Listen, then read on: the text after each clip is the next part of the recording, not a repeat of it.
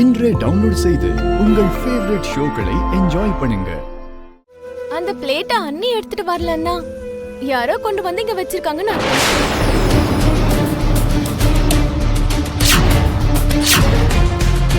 ஆமாமா, இந்த ரூம்ல யாரோ கொண்டு வந்து அந்த பிளேட்டை இங்க வச்ச மாதிரி தான் தெரியும்.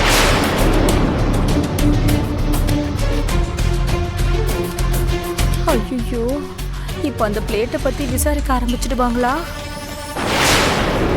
மம்மி, அதான் லக்ஷ்மி சாப்பிடலன்னு கன்ஃபார்ம் ஆயிடுச்சுல, அப்புறம் எதுக்கு இந்த பிளேட்டை பத்தி யோசிச்சுட்டு இருக்கணும்? இல்ல அன்சிகா, அந்த பிளேட்னால தான் எல்லாரும் லக்ஷ்மி சந்தேகப்படுற மாதிரி ஆயிடுச்சு.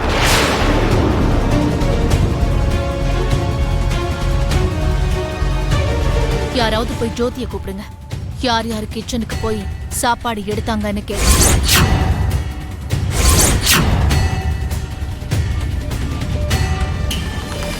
ஐயோ, மாட்டிப்போம் போல இருக்கே. உண்மை தெரிஞ்சா அப்புறம் மாம் என்ன கொன்னு போட்டுருவாங்க. போய் யாராவது ஜோதியை கூப்பிடுங்க. அதுக்கு அவசியம் இல்லை, அதுக்கு அவசியம். அந்த பிளேட்டை நான் தான் அங்க வச்சேன். நீங்களா? ஆமா, அப்பவே லக்ஷ்மி தலை சுத்தி கீழே விழுந்துட்டான்னு தெரிஞ்சது. நான் சாப்பிட்டுட்டே இருந்ததால அப்படியே லக்ஷ்மியை பார்க்க இங்க வந்துட்டேன். அப்போ லக்ஷ்மி தூங்கிட்டு இருந்தா. அவ எழுந்தா பேசலான்னு எங்கேயே உட்காந்து சாப்பிட்டுட்டு இருந்தேன். அவ ரொம்ப நேரம் தூங்கிட்டே இருந்ததால போகும்போது இங்க பிளேட்டை மறந்து வச்சுட்டு போயிட்டேன். இதுதான் நடந்துச்சு.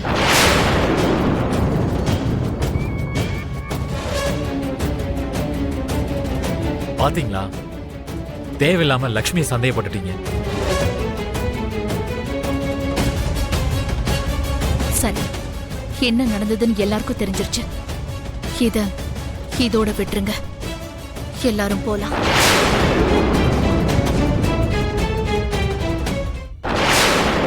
என்ன மன்னிச்சிடுங்க சார், கவனிக்கல. இல்ல ஜோதி, தப்பு என்னோடதுதான். நான் தான் கவனிக்காம எடுத்துட்டேன். சரி, நீ போ, நான் அப்புறமா குடிச்சுக்கிறேன். சரிங்க சார்.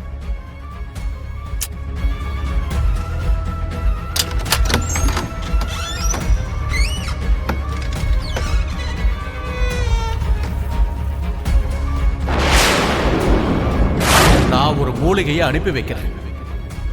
அது இன்னைக்கு நாள் பூரா மித்ராவோட பாக்கெட்ல இருக்கிற மாதிரி பாத்துக்கங்க. எக்காரணம் கொண்டும் அந்த மூலிகை மித்ராவை விட்டு விலகக்கூடாது.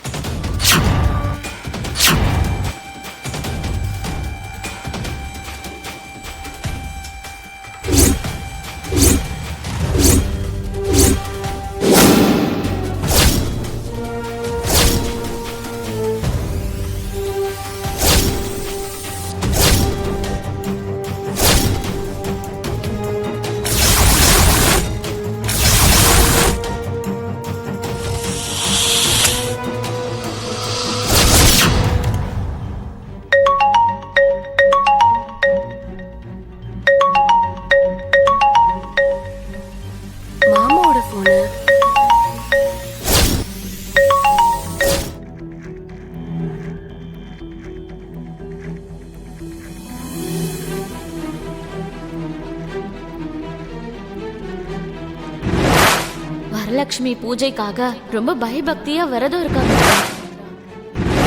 காலையில இருந்து பச்சை தண்ணி கூட பல்லுல படல. அதனால்தான் இப்போ தலை சுத்தி கீழே உட்கார்ந்து.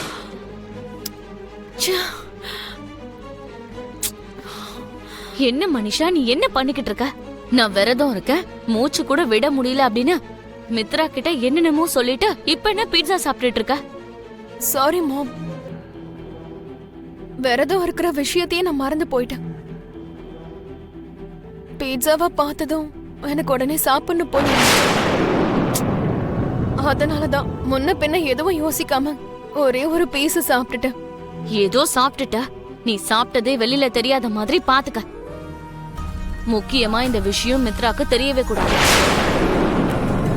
பாக்குறவங்க கண்ணுக்கு கொஞ்சம் சோர்வா இருக்கிற மாதிரி இரு. அப்பதான் நீ விரதம் இருக்கிறன்னு எல்லாரும் நம்புவாங்க. சரி சரி, நான் அப்படியே செய்றேன்.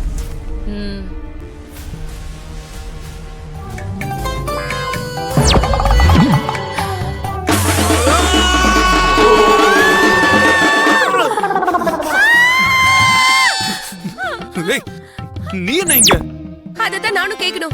நீ எங்க இங்க? இது என் ரூம். என் ரூம்ல நான் இல்லாம நெதர்லாண்டோட பிரசிடென்ட் இருப்பாரு. ஒரு ரூமா இருந்தா மட்டும் இப்படி எல்லாம் துணி போடாம டான்ஸ் ஆட சொல்லிருக்காங்களா? நான் துணி இல்லாம சுத்துவேன், என்ன வேணாலும் பண்ணுவேன். இது என் ரூம், ஏன் இஷ்டம். நீ இந்த மாதிரி ரூம்குள்ள வரும்போது டோர் நாக் பண்ணிட்டு வரணும் தெரியாதா?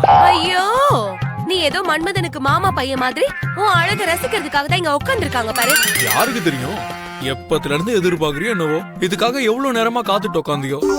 இங்க பாருப்பா ஓட்ட ராசா, உனக்குலாம் அவ்வளவு சீன் கிடையாது. உன்னை பார்த்ததும் கொண்டாடுறதுக்கு வெளியே நிறைய பொண்ணுங்க இருப்பாங்க. அவங்க எல்லாம் என்னோட கால் தூசுக்கு கூட சமம் இல்ல, புரிஞ்சுதா?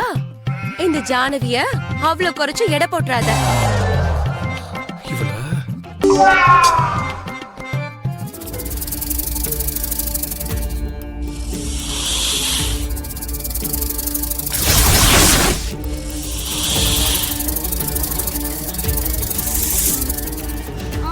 பாம்பு பாம்பு பாம்பு பாம்பு பாம்பா? நீ பாம்பு பாத்தியா? ஆமா அத்தை. எங்கடா?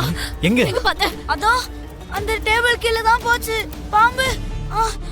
மித்ரா, என்ன மாம்? நீ போகாத மித்ரா. நான் போய் பாக்குறேன் மாம். வேண்டாம் மித்ரா, உனக்கு ஏதாவது ஆயிடுச்சுன்னா தயவு செஞ்சு நீ போகாதப்பா. எனக்கு ஒண்ணும் ஆகாது மாம், நான் பாத்துக்கிறேன். நீங்க தைரியமா இருங்க. என்னங்க, அத்தை சொல்றத கேளுங்க. நீங்க தயவு செஞ்சு போகாதீங்க. முதல்ல அங்க இருக்கா இல்லையான்னு தெரியணும்ல லட்சுமி.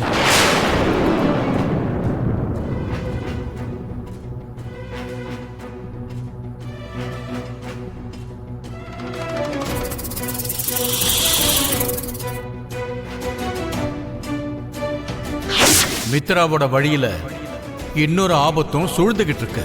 என்ன ஜோசியரே அது? சர்ப்பகண்டா. கடவுளே, மித்ராக்கு எந்த ஆபத்து வராம நீதான் பாத்துக்கணும்.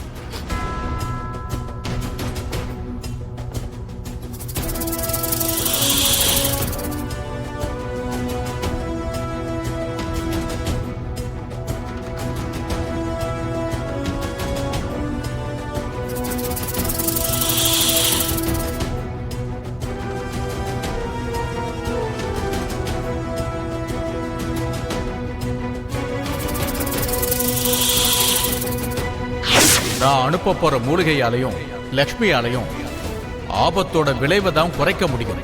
ஆபத்தை முழுமையா தடுக்க முடியாது.